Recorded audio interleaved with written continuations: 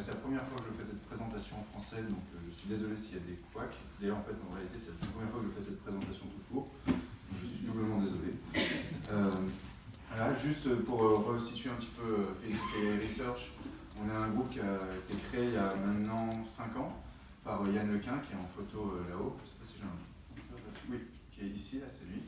Et qui au début avait commencé juste à Menlo Park et qui maintenant s'est étendu sur les États-Unis et en Europe.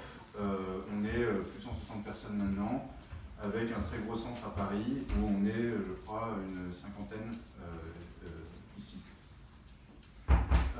Alors, on a une mission donc, que je vais te donner ici, c'est d'améliorer, advancing the state of the art in artificial intelligence, d'améliorer la recherche en intelligence artificielle, tout en étant toujours open, c'est-à-dire en publiant et en donnant notre code et tous les fruits de notre recherche, afin d'aider tout le monde, aussi bien les chercheurs que le reste de la communauté scientifique. Voilà. On a développé pas mal de projets qu'on a open sourcés dans plein de domaines différents, la vision, le langage, le raisonnement, même juste des outils pour développer le machine learning, comme je sais pas, Face, PyTorch qui n'est pas là, mais voilà, parmi les plus connus. Et donc voilà, à chaque fois qu'on publie et qu'on fait des avancées, on essaye absolument de tout partager, parce que ça accélère d'une manière générale la recherche et l'utilisation par tout le monde et la compréhension aussi des outils qu'on utilise. Voilà. Donc dans cette présentation, je vais décrire un petit peu comment on voit, nous, la recherche en AI et comment on la découpe, tout au moins pour les présentations, parce que ce n'est pas toujours aussi facile, en 4 grands points. Le premier, c'est tout ce qui est perception, donc essayer de comprendre un signal qui nous arrive, que ce soit du son, de l'image, etc. Puis après, tenter de le comprendre ou de raisonner un petit peu par-dessus. Donc là, on va plus être sur ce qui est du langage. On appelle ça son language understanding, etc. Ensuite, une autre facette que je vais présenter après, c'est ce qu'on appelle, on met sous le nom de prédiction. C'est en gros essayer d'avoir une compréhension un petit peu plus logique du monde qui nous entoure, afin de pouvoir avoir de vrais outils de raisonnement. Et ensuite, enfin, une fois que l'on a cette perception et une possibilité de raisonner sur le signal qu'on perçoit, être en mesure de planifier. Donc là, par exemple, c'est une photo de type self-driving car, donc les voitures autonomes, où en gros il y a aussi une action sur le monde réel. Donc comme je disais, ça va être les 4 points que je vais présenter. Je vais les présenter de gauche à droite parce qu'on va de plus en plus vers des problèmes qui sont, on va dire, AI. Et donc je vais commencer par la perception. Donc en perception, généralement on a une image comme ça, donc avec une action qui se passe, et il y a encore pas si longtemps que ça, il y a 8 ans, tout ce qu'on faisait c'était détecter, j'ai cliqué 2 fois, on pouvait juste détecter qu'il y avait par exemple une personne dans cette image qui était un petit peu léger. Ensuite on s'est mis à pouvoir trouver plus d'objets et un peu les détourer, un peu de manière grossière, et avec des classes d'objets un petit peu simplistes. Puis ensuite, on s'est mis à aller de plus en plus, ce qu'on appelle fine grain, donc de plus en plus fin dans la compréhension du monde, donc par de plus en plus d'objets potentiels. Bon, là, il y a le réfrigérateur qui disparaît, je ne sais pas pourquoi, mais bon, on a gagné d'autres objets. Et puis ensuite, on a commencé à se mettre aussi à essayer de comprendre où se situe l'humain là-dedans et quelle posture il a, où sont ses mains, etc.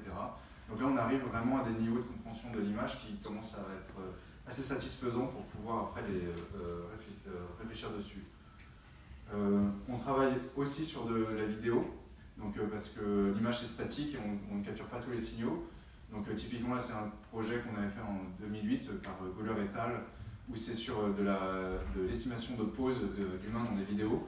Donc en gros, c'est en temps réel et même sur mobile, je crois qu'on a réussi à l'amener sur mobile. Je vais essayer de faire passer la vidéo, je sais pas comment je peux faire ça, comme ça.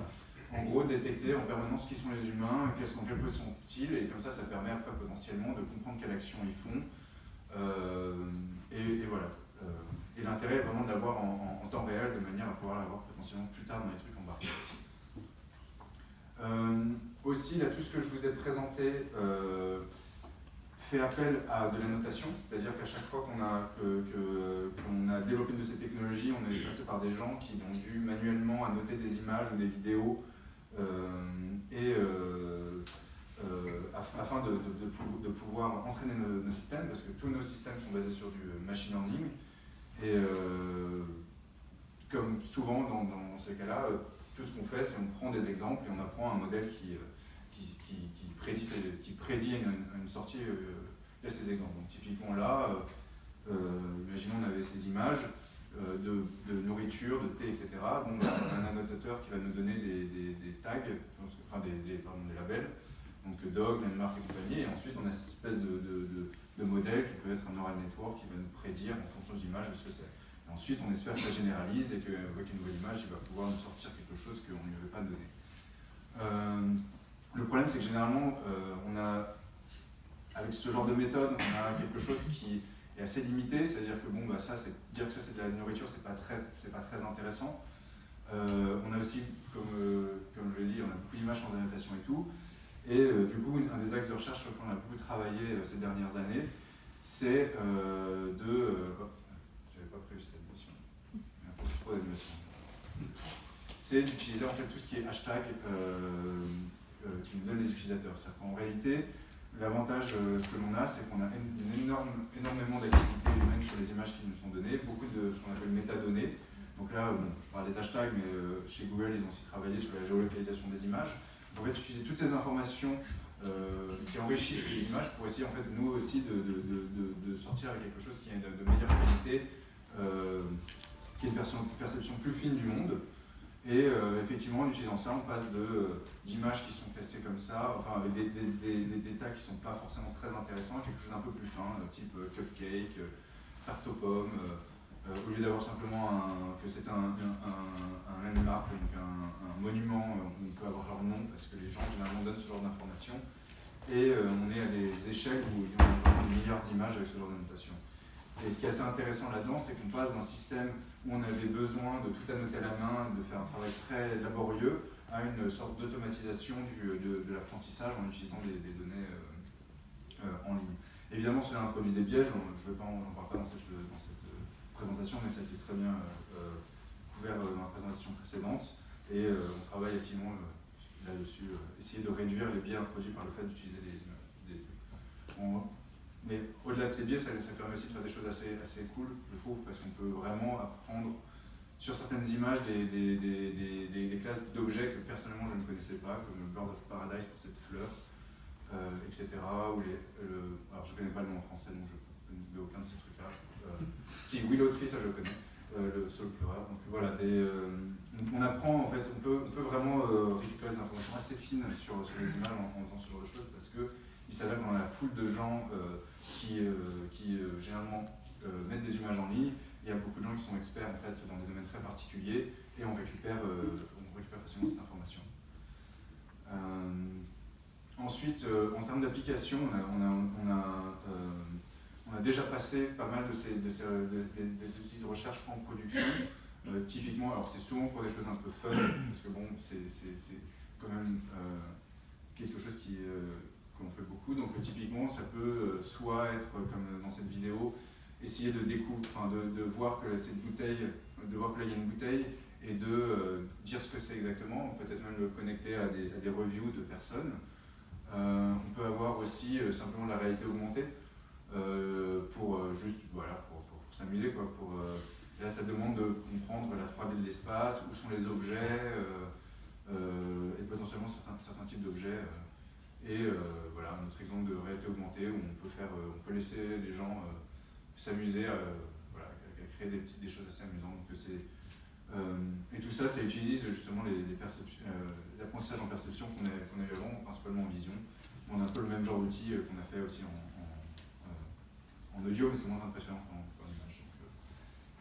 Ensuite, le deuxième aspect, c'est qu'une fois qu'on a un peu une compréhension du monde, rudimentaire, hein, donc ça veut dire juste détourer les objets et comprendre à peu près une scène, c'est quand même très limité ce qu'on peut faire avec ça. On ne peut pas véritablement engager un dialogue ou faire des choses plus fines avec la machine, ou en tout cas avoir des applications plus intéressantes. Et donc là, c'est pour ça qu'on a toute une partie de notre recherche aussi qui est sur ce qu'on appelle understanding and learning, donc c'est plus basé sur le texte, on va dire, et sur sa dimension. Un des gros produits et applications que l'on utilise énormément, qui a été énormément travaillé, c'est tout ce qui est la traduction. Donc c'est un outil qui nous est extrêmement cher parce que ça permet aux gens en fait, de pouvoir communiquer quelle que soit leur langue. Donc ça a vraiment facilité la communication entre les gens et c'est quelque chose qui nous est très important. Et là, typiquement, ça demande pas simplement de prendre les mots dans une phrase et de les traduire dans l'autre phrase, parce que si on fait ça, ça donne généralement quelque chose de très mauvaise qualité, mais de véritablement tenter de comprendre le sens du message que la personne veut donner et essayer de le traduire dans une autre langue. Quand les langues sont proches, comme par exemple, je sais pas, entre de l'espagnol et du français, c'est pas très compliqué, mais quand on commence à aller sur des langues beaucoup plus éloignées, il y a des subtilités de langage qu'il faut réussir à choper. Et là, typiquement, les outils qu'on utilise sont encore du deep learning, donc des modèles qui voient beaucoup d'exemples en fait, de phrases traduites et qui apprennent donc, ces subtilités de langage de manière automatique juste par des jeux statistiques. On essaie aussi, on a pas mal connecté aussi tout ce qui est notre perception à du raisonnement. Donc typiquement prendre une image comme ça, essayer d'aller un petit peu plus loin que simplement dire qu'il y a un homme sur cette image, ou même le détourer, mais commencer à véritablement former des phrases cohérentes sur ce qui s'y passe. Donc là typiquement, c'est un homme qui est en train de faire du surf, voilà, ou une girafe qui se tient dans l'herbe. Et voilà, on avait, je pense que c'était en production, utiliser ça pour pouvoir générer ce qu'on appelle des captions, donc des descriptions d'images pour les gens qui typiquement ne voient pas très bien, afin de pouvoir leur décrire ce qu'ils ont dans leur Facebook. Évidemment, on est encore très loin de quelque chose de satisfaisant. C'est-à-dire que là, typiquement, sur une image un petit peu qui sort un peu des statistiques sur lesquelles on a entraîné, on se retrouve avec des choses qui sont un peu idiots. Où là, typiquement, man riding a motorcycle on the beach, c'est pas complètement, c'est pas trop loin de la réalité, mais c'est qu'on manque quand même le cœur de l'image. Et simplement que, même si on a commencé à intégrer dans le système une sorte de compréhension du langage, une forme très légère d'association d'idées, c'est quand même très très rudimentaire. Et donc dès que les choses sortent un tout petit peu du cadre statistique, on se retrouve avec un échec assez important et qui est particulièrement problématique parce que si on veut mettre ça dans un système qui doit prendre une décision et qu'il voit une chose pareille, qu'on lui dit que c'est juste un airplane, un avion qui est en train qui est sur le tarmac, ça peut poser quelques difficultés. C'est pour ça qu'on a aussi toute une partie de notre recherche qui est sur ce qu'on appelle la prédiction. En fait, c'est simplement là-dedans essayer d'avoir un modèle plus fin du monde et essayer d'amener progressivement une idée de raisonnement en fait, dans nos modèles. Donc c'est beaucoup plus, on va dire, à long terme. Là, tout ce que j'ai présenté jusqu'à présent est vraiment de la recherche qui est très proche de la production, c'est-à-dire que les détecteurs d'objets peuvent tourner déjà sur nos mobiles, la traduction automatique, nous, Google, on traduit automatiquement par jour des milliards et des milliards d'images. Là, on est plus dans la recherche plus spéculative. Donc typiquement, on part sur des bases beaucoup plus simples, comme par exemple prendre ces 3 cubes et essayer de prédire s'ils vont tomber ou pas, qui sont des choses assez simples, je pense, enfin, qui nous semblent en tout cas simples, et qui pour la machine, bon, ils y arrivent un peu, mais on est vraiment très loin de quelque chose de satisfaisant. Et là, typiquement sur ce genre de recherche, on revient vraiment à quasiment aux années 70. On n'est plus du tout dans de la perception réelle, on est vraiment dans des exemples joués comme ça. Et là, on se rend compte déjà des énormes difficultés qu'ont les outils dits AI pour résoudre des tâches qui nous semblent nous assez simples. On essaie quand même tout de même, pour garder un peu du pied sur terre, de connecter avec des données réelles. Donc typiquement, en essayant de créer des jeux comme ça pour une machine de type, on donne une image, essaye de prédire ce qu'il y a dans les boîtes manquantes. C'est encore une forme de raisonnement très rudimentaire, mais qui n'est pas si simple que ça. Et là-dessus aussi, on fait quelques progrès. C'est-à-dire qu'il y a encore quelques années, on prédisait quelque chose, c'est une sorte de boogie-booga, de patch qui n'a pas vraiment sens. Et maintenant, on commence à pouvoir reconstruire véritablement les images qui montrent que l'algorithme utilisé là est capable de comprendre des notions de structure, d'intégrer de ce que c'est que l'objet et comment il est constitué. Évidemment, c'est encore des formes de raisonnement très très simples, mais on progresse relativement raisonnablement dans ce genre de direction. Une autre chose qui nous intéresse énormément, c'est dans cette notion d'être prédictif, c'est typiquement essayer de prédire très succinctement ce qu'on appelle le futur, donc pas le futur lointain, mais simplement quand on regarde une vidéo, essayer de deviner qu'est-ce qui va se passer dans la seconde qui suit, ce qui est quelque chose que les humains généralement ont plutôt bien à faire quand les choses sont simples.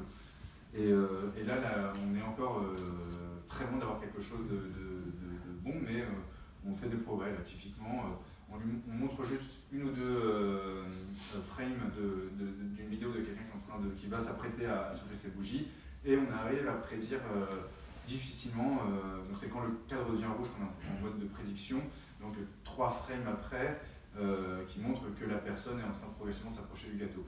Donc c'est à peu près là où on en est en termes de recherche. Depuis, ça s'est un petit peu amélioré, mais pas énormément. On est encore vraiment au début, alors que quasiment, je pense, tout le monde dans la salle est capable d'avoir une image à peu près mentale de ce qui va se passer sur beaucoup plus de frames.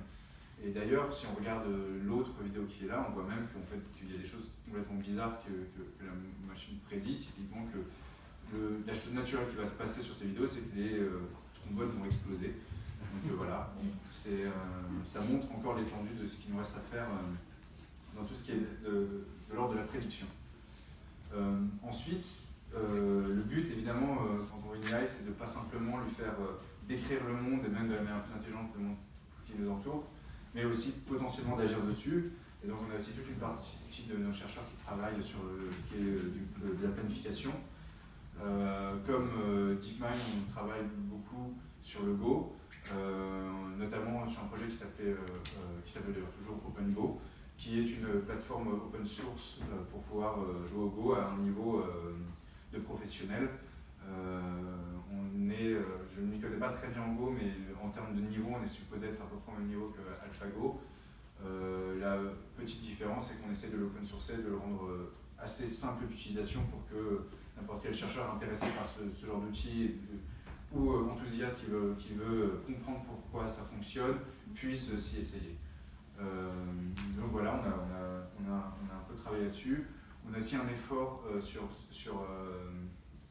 StarCraft, donc un jeu qui est un peu plus difficile parce que c'est en temps réel et il y a beaucoup plus d'unités à contrôler en même temps. Donc typiquement là on joue les protos, sont je me trompe peut-être de quel on joue, on va voir c'est ceux qui gagnent pour ça.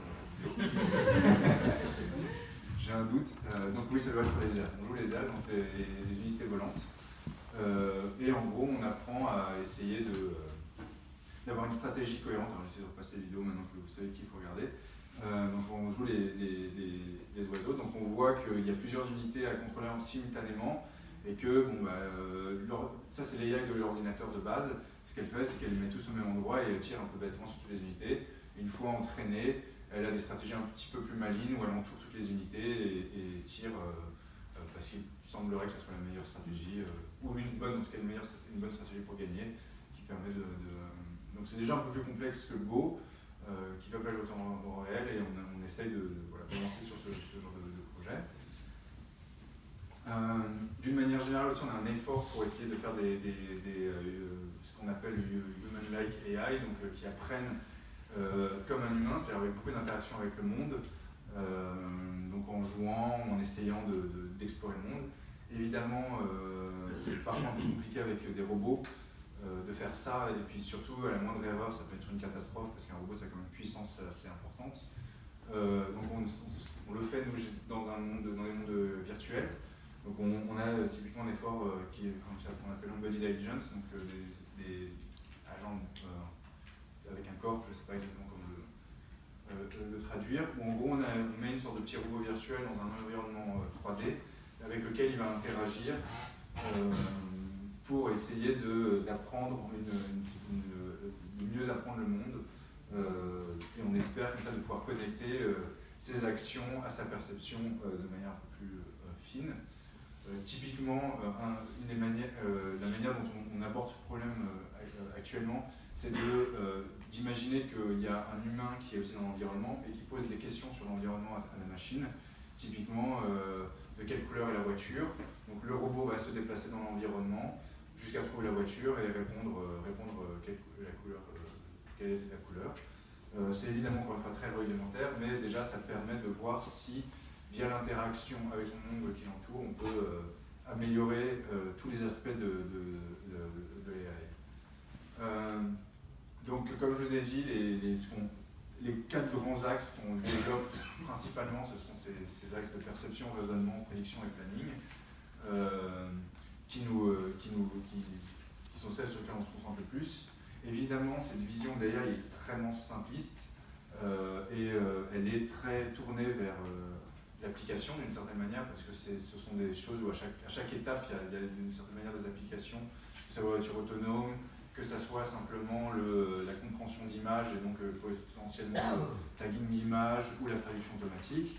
Mais on commence aussi à regarder d'autres aspects de l'AI qui ne rentrent pas forcément dans ce cadre, comme typiquement des notions de créativité.